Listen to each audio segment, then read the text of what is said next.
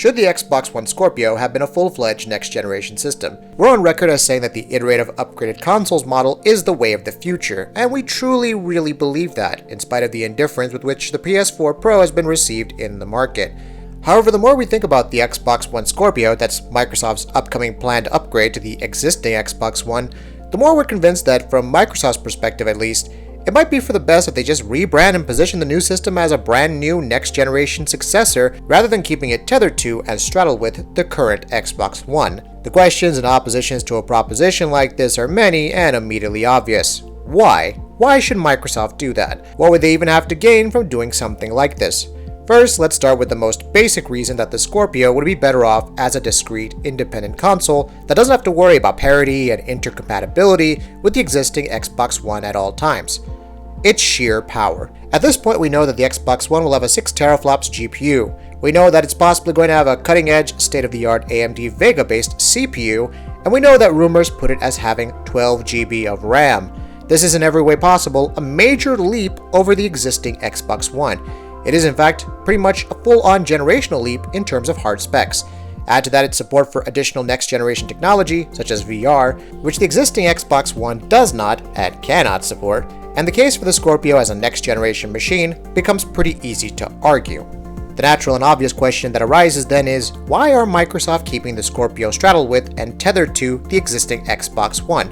Even the most ardent fan and defender of the Xbox One will not deny that it's a weaker machine than the PS4. At this point, every multi-platform game performs worse on Xbox One, and the specs of the system weren't even impressive in 2013 when they were first announced, let alone now, almost 4 years later.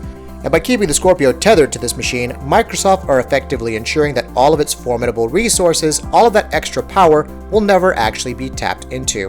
By mandating parity between Scorpio and Xbox One, Microsoft have ensured that all third parties will develop games for the Xbox One as a baseline first, and then just upscale those games for the Scorpio. Sure, it means the Scorpio will run games made for Xbox One at 4K resolutions and maybe with Scorpio-specific enhancements, but that's all. There really is no actual utilization of all the extra resources the hardware brings with it to the table due to cross-platform development. If the PS4 Pro is any indication, most third parties inside the situation will only do the bare minimum, if that. And the dynamics of install base mean that third parties should theoretically be more willing to support the Pro than they would an Xbox upgrade. That effectively means that all of the Scorpio's excess power is going to waste. Microsoft gets to have the victory for resolution in multi-platform games, but that's about it. We don't see any actual benefits in the games that we play.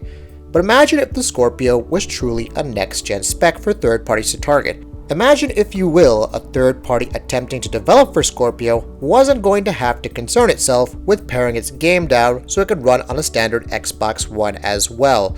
Imagine the kinds of exclusive and multi-platform games we could get if they were made from the ground up for a Vega CPU, a 6 teraflops GPU, and 12 GB of RAM, instead of having to concern themselves with what barely passed for mid-range specs in 2013 and are pretty much on the lower end now. Think about the kinds of games and the massive leaps forward that we would get. Do you remember how you felt the first time you played the Elder Scrolls 4 Oblivion, Gears of War, and Dead Rising? Those games felt like true leaps forward, far ahead and beyond anything that had been achieved in any existing video game until that point. And that only happened because third parties developed those games around the Xbox 360 spec instead of also worrying about making those games run on the previous gen Xbox.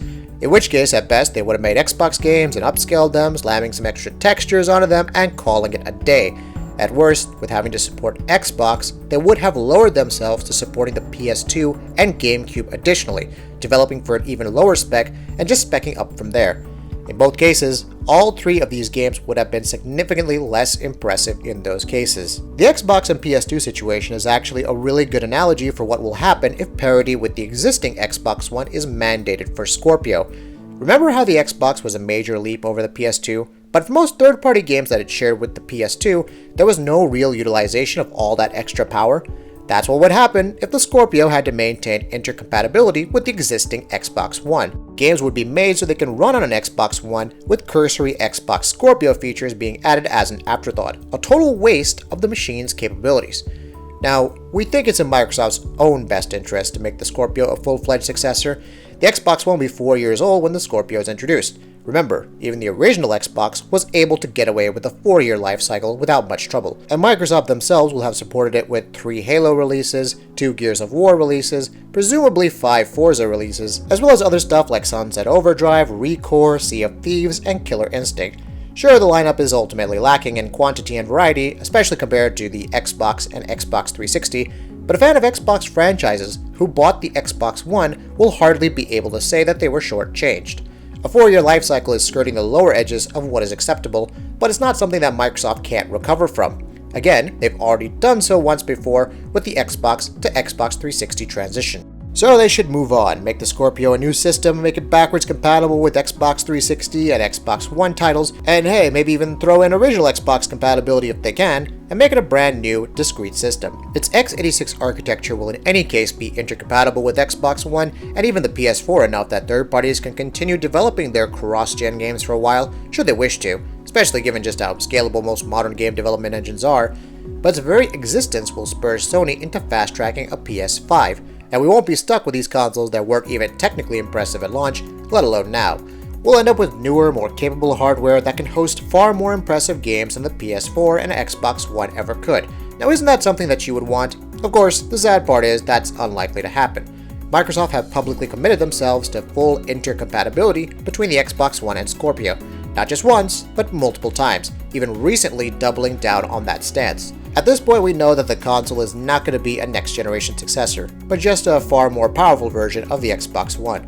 Microsoft are doubtless hoping that being able to claim resolution victories because of their stated target for each game to run in 4K natively will get them good press for multi-platform games, and spur gamers to purchase the system, which, sure, it's a sound strategy, but we can't help but lament at what could have been, what might have been, had the Scorpio's power actually been allowed to be meaningfully utilized. Instead, we're going to be left with the most powerful gaming console in the world, but one that never quite gets to flex its muscles properly. That'll be it for this video. If you like what we're doing, please go ahead and subscribe, and we'll see you next time.